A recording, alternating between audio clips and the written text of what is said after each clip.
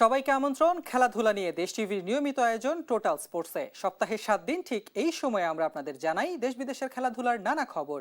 আর আজকের আয়োজনের পুরোটা সময় আপনাদের সঙ্গে থাকবো আমি আহমেদ নাহিদ। শুরুতেই ক্রিকেটের খবর। অস্ট্রেলিয়ার বিপক্ষে 2 ম্যাচ সিরিজের প্রথম টেস্টের জন্য 15 সদস্যের দল ঘোষণা করেছে বিসিবি। দলে নতুন মুখ পেসার মুশফিক হাসান। 5 বছর পর টেস্ট দলে ফিরলেন ওপেনার সৌম্য সরকার। আর বছর খানেক পর স্কোয়াডে যোগ হলো জাকের আলী অনিকের নাম। 23 বছর দীর্ঘ 2 যুগের বেশি সময় পর অস্ট্রেলিয়ার মাটিতে টেস্ট খেলতে নামছে বাংলাদেশ দল। একটি সিরিজ মানেই নতুন ইতিহাস গড়ার স্বপ্ন, আর অস্ট্রেলিয়ার কন্ডিশনে চ্যালেঞ্জটা তো সবসময় কঠিন। বর্তমানে টাইগারদের ফর্ম খুব একটা ভালো যাচ্ছে না। জিম্বাবুয়ের বিপক্ষে টেস্টে ইনিংস ব্যবধানের হার চিন্তার ভাঁজ পড়তেই পারে সবার। অস্ট্রেলিয়ার বিপক্ষে এই ঐতিহাসিক টেস্ট সিরিজের জন্য 15 সদস্যের স্কোয়াড ঘোষণা করেছে বিসিবি। নেতৃত্বে যথারীতি আছেন নাজমুল হোসেন শান্ত। তবে স্কোয়াডে বড় ধাক্কা হলো ইনজুরি ও ফিটনেস সমস্যার কারণে দলের বাইরে আছেন লিটন দাস ও গতিতারকা নাহিদ রানা। তবে অভিজ্ঞতার মিশেলে দলে ফিরেছেন সৌম্য সরকার ও জাকের আলী অনিক। আর বোলিং আক্রমণে বড় চমক হিসাবে জায়গা করে নিয়েছেন তরুণ পেসার মুশফিক হাসান। ডারউইন ও ম্যাকেইয়ের পিচে অজি পেসারদের সামলানো যে কতটা কঠিন তা বড় পরীক্ষায় নামতে হবে মুশফিকুর রহিম ও মমিনুল হকদের। আর পেস আক্রমণে তাসকিন, খালেদ ও হাসান মাহমুদের সাথে তরুণ মুশফিক হাসান কতটা চমক দেখাতে পারেন সেটা দেখার বিষয়। উইকেটে পেস আর বাউন্স সামলে টাইগাররা কি পারবে অজি দুর্গে নিজেদের মেলে ধরতে, তা প্রমাণ করতে 23 আগস্ট ডারউইনে প্রথম টেস্টে মাঠে নামছে টাইগাররা। রাশেদ অমিত, দেশ টিভি, ঢাকা। অস্ট্রেলিয়ার বিপক্ষে টেস্ট সিরিজের আগে বেশ ভোগান্তিতেই আছে বাংলাদেশ। নাহিদ রানা নেই, শরীফুল লিটনও খেলতে পারবেন না প্রথম টেস্ট। কারা ধরবে দলের হাল, কে হবেন পেস আক্রমণের নেতা, কিংবা উইকেটের পেছনে দায়িত্ব থাকবে কার উপর, এসব নিয়েই এখন টিম ম্যানেজমেন্টের যত চিন্তা। অস্ট্রেলিয়ার বিপক্ষে ঐতিহাসিক টেস্ট সিরিজের আগে মহাবিপদে বাংলাদেশ। ইনজুরি যেন পিছুই ছাড়ছে না লাল সবুজের। 2 যুগ পর অজিদের বিপক্ষে তাদেরই ঘরের মাঠে যেখানে পূর্ণ শক্তির দল নিয়ে যাওয়া দরকার ছিল, সেখানে বাংলাদেশ কিনা প্রয়োজনীয় ক্রিকেটারদেরই পাচ্ছেন না। কারা ধরবে দলের হাল, কে হবে পেস আক্রমণের নেতা, কিংবা উইকেটের পেছনের দায়িত্ব থাকবে কার উপর, এসব নিয়েই এখন যত আলোচনা, তর্ক বিতর্ক। অস্ট্রেলিয়া সিরিজে বাংলাদেশের চিন্তার জায়গা হচ্ছে বোলিং ইউনিট, আরো ক্লিয়ারলি বললে পেস বোলিং ইউনিট। অজিদের বিপক্ষে যেখানে নাহিদ রানার গতির ঝড় দেখার অপেক্ষায় ছিল পুরো দেশ, সেখানে ইনজুরির কারণে রানাকেই পাচ্ছে না টিম ম্যানেজমেন্ট। অন্যদিকে ইনজুরির কারণে শরীফুল প্রথম টেস্ট মিস করতে যাচ্ছেন তা এক প্রকার নিশ্চিত। 2 হেভিওয়েট পেসারকে হারিয়ে বিপাকে টিম টাইগার্স। এসবের মাঝে ছুটি বাতিল করে ইতালি থেকে দেশে ফিরেছেন আরেক পেসার ইবাদত হোসেন। তাসকিন যদি খেলেন সেক্ষেত্রে পেস বোলিং ইউনিটের দায়িত্বে তার সাথে থাকবেন ইবাদত, হাসান মাহমুদ, খালেদ আহমেদরা। এদের উপরই মূলত নির্ভর করবে বাংলার পেস আক্রমণ। লিটনকে নিয়ে তো নাটক আর কম হচ্ছে না। প্রতিবারই প্রতি সিরিজেই বলা হচ্ছে লিটন ফিট আছেন, তিনি খেলতে পারবেন, কিন্তু সিরিজ শুরু হবার পরেই তাকে দেশে ফেরত পাঠানো হচ্ছে বা দল থেকে বাদ দেওয়া হচ্ছে। বাস্তবতা হচ্ছে অস্ট্রেলিয়ার বিপক্ষে প্রথম টেস্ট খেলতে পারবেন না এলকেজি। ইনজুরি থেকে রিকভারির জন্য দেশের বাইরে আছেন এই উইকেট কিপার ব্যাটার। তাহলে অজিদের বিপক্ষে উইকেটের পেছনের দায়িত্ব সামলাবেন কে? অমিত হাসানের উপরই হয়তো শেষ পর্যন্ত ভরসা রাখবে টিম ম্যানেজমেন্ট। জিম্বাবুয়ের বিপক্ষে অমিত হাসানই ছিলেন উইকেটের পেছনে। ব্যাকআপ উইকেট কিপার ব্যাটার হিসেবে অস্ট্রেলিয়ার ফ্লাইট ধরবে জাকের। সব মিলিয়ে অজিদের বিপক্ষে টেস্ট সিরিজের আগে মোটেও স্বস্তিতে নেই নাজমুল হোসেন শান্ত। জিম্বাবুয়ের বিপক্ষে ব্যাটাররা ভালো পারফর্ম করতে পারেনি। অন্যদিকে ইনজুরির কারণে টপ বোলারদেরও পাবেন না কাপ্তান। এখন দেখার অপেক্ষা নতুন কোনো চমক নিয়ে দল ঘোষণা করবে নির্বাচক প্যানেল, নাকি পুরনোদের দেওয়া হবে নতুন সুযোগ। মোহাম্মদ আদনান, দেশ টিভি, ঢাকা। ভারতে অনুষ্ঠিত সবশেষ টি-20 বিশ্বকাপে বাংলাদেশের না খেলাটা ছিল রাজনৈতিক বিষয়। ভারতে খেলতে চায় সব ক্রিকেটারই। ভারতীয় গণমাধ্যমকে দেয়া এক সাক্ষাৎকারে এমনটাই মন্তব্য টাইগার অধিনায়ক মেহেদী হাসান মিরাজের। একই সাথে দেশের মাটিতে আসন্ন ভারত সিরিজের চ্যালেঞ্জ নিতেও মুখিয়ে আছেন এই অলরাউন্ডার। বিশ্বকাপে সুযোগ পেয়েও খেলতে না যাওয়া দেশের ক্রিকেট ইতিহাসের অন্যতম ট্র্যাজেডি হয়ে থাকবে 2026 টি-20 বিশ্বকাপে বাংলাদেশের না খেলা। মাঠের লড়াইয়ে যোগ্যতা অর্জন করার পরও টেবিলের সিদ্ধান্তের গ্যাঁড়াকলে পড়ে এভাবে বিশ্বমঞ্চ থেকে ছিটকে পড়া দেশের কোটি ক্রিকেট ভক্তের হৃদয়ে তৈরি করেছে গভীর ক্ষত, ধূলিসাৎ করে দিয়েছে ক্রিকেটারদের দীর্ঘ সাধনা।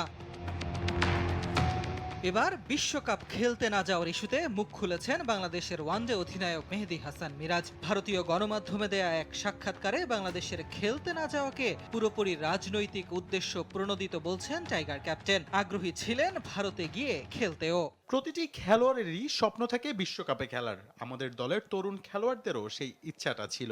দুর্ভাগ্যবশত রাজনৈতিক পরিস্থিতির কারণে এমনটা ঘটেছে। আর বর্তমান পরিস্থিতি সম্পর্কে সবাই কম বেশি জানেন। ভারতে গিয়ে খেলতে যে কোনো ক্রিকেটারই চায়।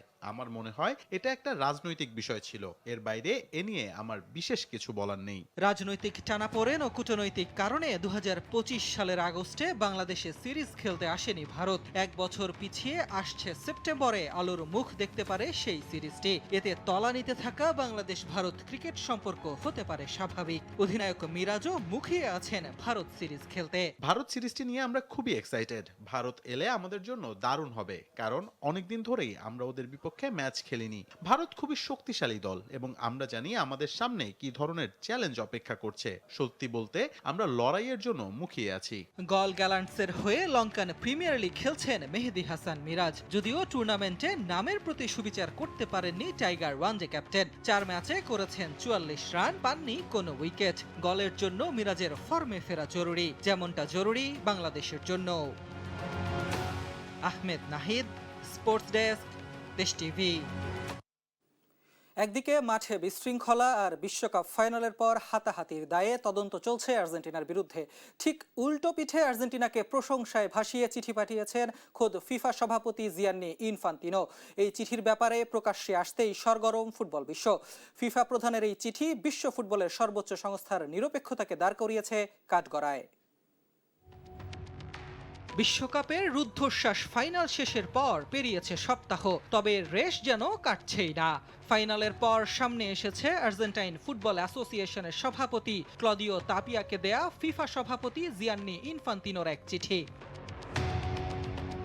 স্পেনের কাছে বিশ্বকাপ ফাইনাল হেরে রানার্স আপ হয়েছে আলবিসেলেস্তেরা, কিন্তু হারের পর মাঠের ভেতরে পারেদেসদের চরম বাজে আচরণ ও মারামারির ঘটনায় তদন্ত কমিটি বসিয়েছে স্বয়ং ফিফা। অথচ সব জেনে শুনেই ফিফা প্রধান ইনফান্তিনো আর্জেন্টাইন ফুটবল অ্যাসোসিয়েশনের বস ক্লদিও তাপিয়াকে চিঠি পাঠিয়েছেন, যেখানে তিনি জানিয়েছেন আর্জেন্টিনার সাফল্য এসেছে নিখাদ পেশাদারিত্ব আর কড়া পরিশ্রমের সুবাদে। ব্রিটিশ গণমাধ্যম ডেইলি মেইল নিশ্চিত করেছে ইনফান্তিনোর চিঠির ব্যাপারে। ডেইলি মেইলের যাচাই করা ওই চিঠিতে ইনফান্তিনো ক্লদিও তাপিয়াকে লিখেছেন, প্রিয় সভাপতি, ২০২৬ বিশ্বকাপ ফাইনালে স্পেনের বিপক্ষে রোমাঞ্চকর ম্যাচের পর আর্জেন্টিনার রৌপ্য পদক অর্জনের গুরুত্বপূর্ণ সাফল্যের জন্য আমি আন্তরিক অভিনন্দন জানাই।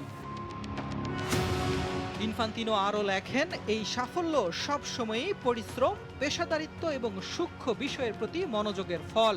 শৃঙ্খলা ভঙ্গের তদন্তে থাকা একটা দলকে খোদ ফিফা প্রধান কিভাবে পেশাদার তকমা দেন তা নিয়েই এখন প্রশ্ন উঠছে ফুটবল বিশ্বে। প্রশ্ন উঠেছে ফিফার নিরপেক্ষতা নিয়েও। বিশ্বকাপে সবচেয়ে বেশি ফাউল ও হলুদ কার্ডের মালিক আর্জেন্টিনা। মাঠের মধ্যে ফকল্যান্ড দ্বীপপুঞ্জ নিয়ে রাজনৈতিক বার্তা সংবলিত ব্যানার প্রদর্শন করে নতুন বিতর্কের জন্ম দেয় আলবিসেলেস্তেরা। আর ফাইনালের সেই হাতাহাতি। এরপরও ফিফা সভাপতি ইনফান্তিনো আর্জেন্টিনাকে চিঠি দিয়েছেন পেশাদারিত্বের প্রশংসা করে। এত কাণ্ড ঘটে যাওয়ার পরও ইনফান্তিনোর এমন পক্ষপাতমূলক প্রশংসা জন্ম দিয়েছে বিতর্কের। তদন্ত চলাকালে চিঠি ফাঁস হওয়ায় বিপাকেই পড়েছেন ফিফা বস। আহমেদ নাহিদ, স্পোর্টস ডেস্ক, দেশ টিভি। মাঠে ফিরেই জাদুকরী পারফরমেন্স। মাঠের বাইরের কাণ্ডে সমালোচনার শিকার হওয়া নেইমার মাঠে নেমেই করলেন জোড়া গোল। 2 গোলে সমালোচকদের কড়া জবাব দিলেন ব্রাজিলিয়ান সুপারস্টার।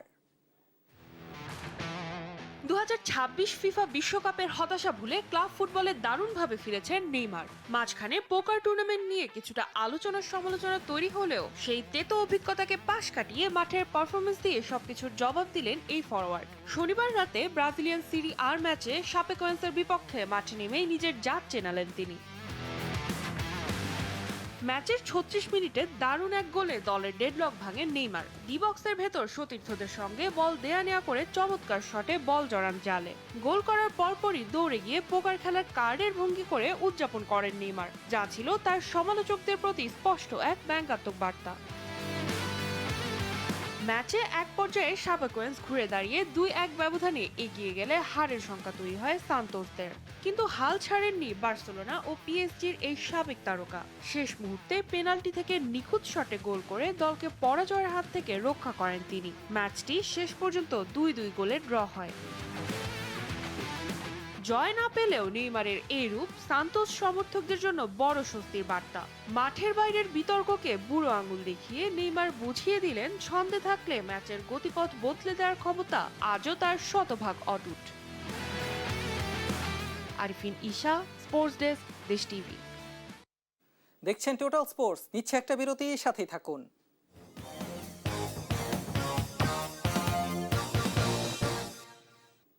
বিরতির পর সবাইকে আবারও স্বাগত টোটাল স্পোর্টসে। বিশ্বকাপের ফাইনালে স্বপ্নভঙ্গ, ট্রফি ছুঁতে না পেরে হতাশা নিয়ে মাঠ ছেড়েছিলেন লিওনেল মেসি। তারপর থেকেই যেন হঠাৎ করে নিখোঁজ ফুটবলের এই মহা তারকা। জনসম্মুখে নেই, আলো ঝলমলে কোনো অনুষ্ঠানেও নেই। ভক্তদের মনে একটাই প্রশ্ন, কোথায় গেলেন আর্জেন্টিনার অধিনায়ক? অবশেষে ভাঙল সেই রহস্য, মেসিকে ভিন্ন রূপে দেখা গেল জনসম্মুখে। বিশ্বকাপে সোনালি ট্রফি হাতছাড়া হবার পর থেকেই যেন সবার চোখের আড়ালে চলে গিয়েছিলেন লিওনেল মেসি। আলোক ঝলমলে অনুষ্ঠান কিংবা কর্পোরেট ইভেন্ট, কোথাও দেখা মিলছিল না আর্জেন্টিনার এই কিংবদন্তির। বিশ্বজুড়ে কোটি ভক্তের মনে জন্মেছিল একটাই প্রশ্ন, কোথায় হারিয়ে গেলেন ফুটবলের রাজপুত্র? অবশেষে ভাঙল সেই রহস্য। তবে প্রত্যাবর্তনটা হলো একেবারেই মেসি সুলভ, কোনো লাল গালিচায় নয়, কোনো ভিআইপি বক্সেও নয়। সাধারণ দর্শকদের সঙ্গে লোকাল গ্যালারিতে বসে ধরা দিলেন আর্জেন্টিনার ফুটবলের এই মহানায়ক। নিজের জন্মভূমি আর্জেন্টিনার সান্তাফে প্রদেশের ছোট্ট শহর আরোসেকোয়ে গ্যালারিতে মেসিকে দেখা গেল সাদামাটা রূপে। পরিবারের প্রতিষ্ঠিত ক্লাব লেওনেস রোসারিও এফসির ম্যাচ দেখতে মেসি সেদিন হাজির হন কেবল একজন গর্বিত দর্শক হয়ে।